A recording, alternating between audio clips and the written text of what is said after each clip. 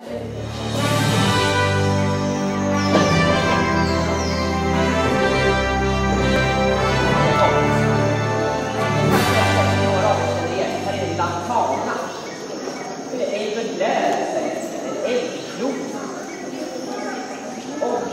man en sån här och den blir pollinerad så får den små aktiviteten som växt man inte vet hur gammal den är.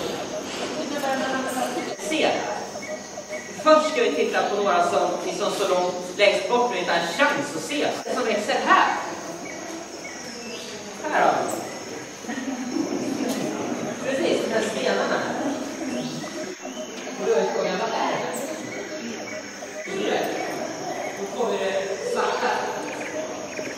Det är samma buske som är grön. Svart.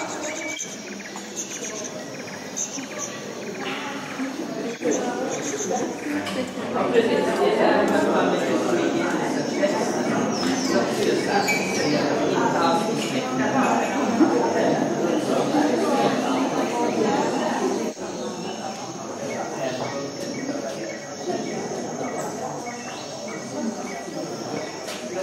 Inte alls alla bakgrunden till. Jajamän, då har vi kommit till vår målregnskog, eller vårt ordet här, det är också epifyter. Och vad är då en epifyt?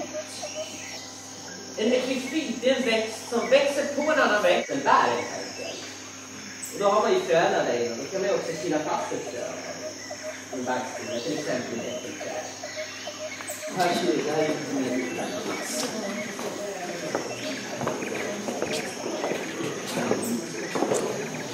Samla sig utanför.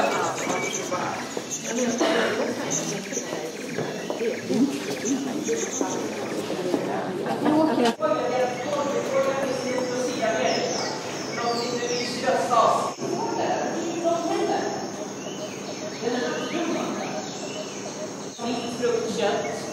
Så har vi 2-3 stora bruna frön i det här fruktköttet. Och så ursprung Malacca hade